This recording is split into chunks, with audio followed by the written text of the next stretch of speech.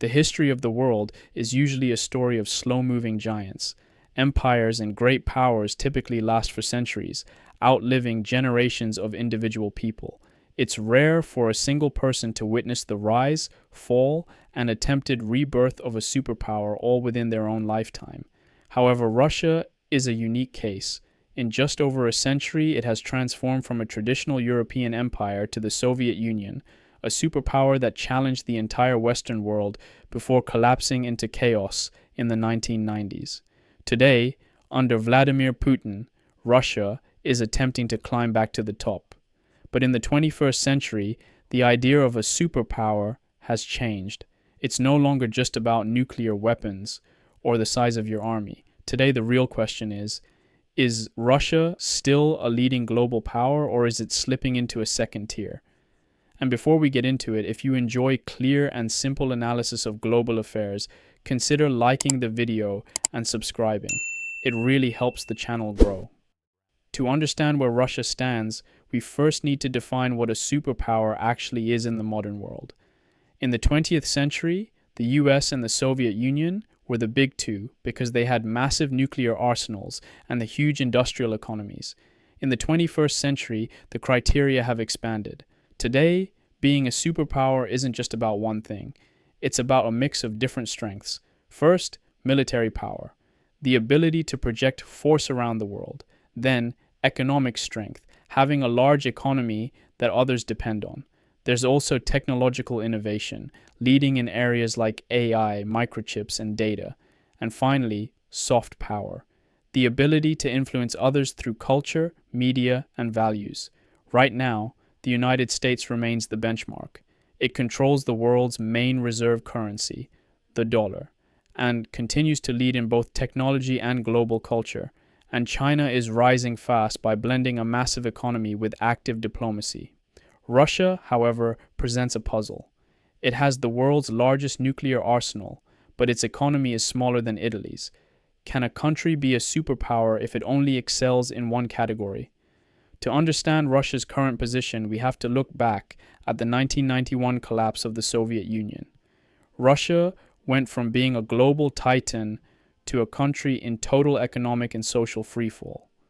The 1990s are often remembered by Russians as a decade of humiliation, marked by poverty and a loss of international respect. When Vladimir Putin came to power in 2000, he promised to restore that lost greatness. He was incredibly lucky. Global oil and gas prices skyrocketed in the early 2000s. This gave him the cash to rebuild the military and stabilize the government. He began asserting Russian influence nearby, first in Chechnya, then Georgia in 2008, and eventually Ukraine, starting with the annexation of Crimea in 2014.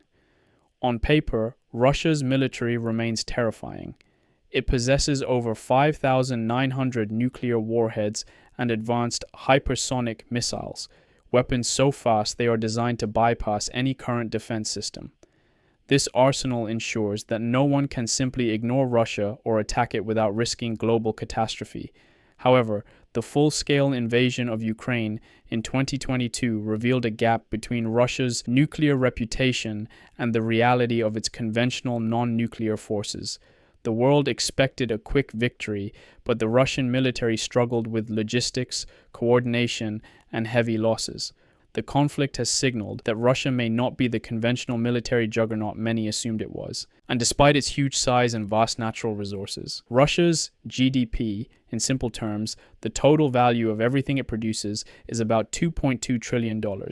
For comparison, China's economy is around $18 trillion, while the United States is close to $30 trillion.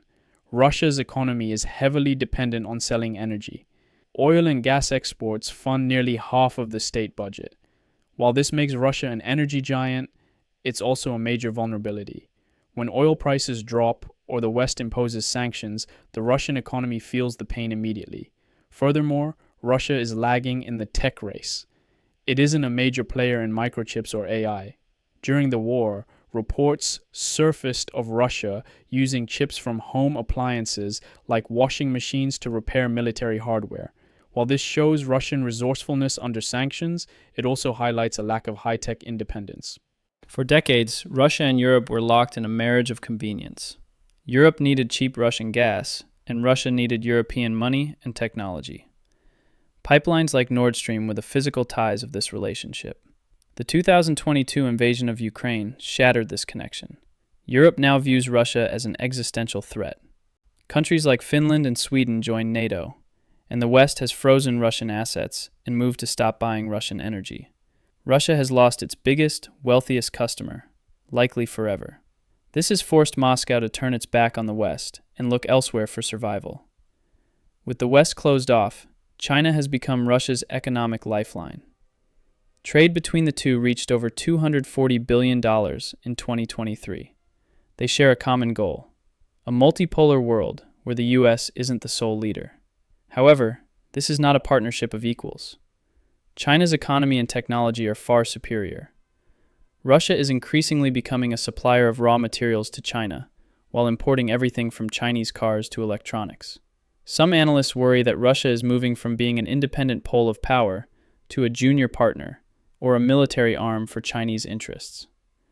Russia isn't totally isolated, though. It has been active in the global south, developing nations in Africa, the Middle East, and Latin America. In Africa, Russia uses private military groups to provide security for governments in exchange for access to gold, diamonds, and minerals. In the Middle East, it remains a key player in Syria and coordinates oil prices with Saudi Arabia through OPEC+. While this gives Russia a global presence, it's a specific kind of influence based on security and resources, rather than the massive developmental investments China makes. Perhaps the greatest threat to Russia's future isn't a foreign army, but its shrinking population. Russia has about 145 million people, and that number is falling due to low birth rates and high mortality. The war in Ukraine has accelerated this. Hundreds of thousands of young, highly educated Russians, the tech elite, have left the country to avoid the draft or seek better opportunities. A shrinking population means fewer workers, a smaller tax base, and eventually, a smaller military. So, back to our original question. Is Russia a superpower?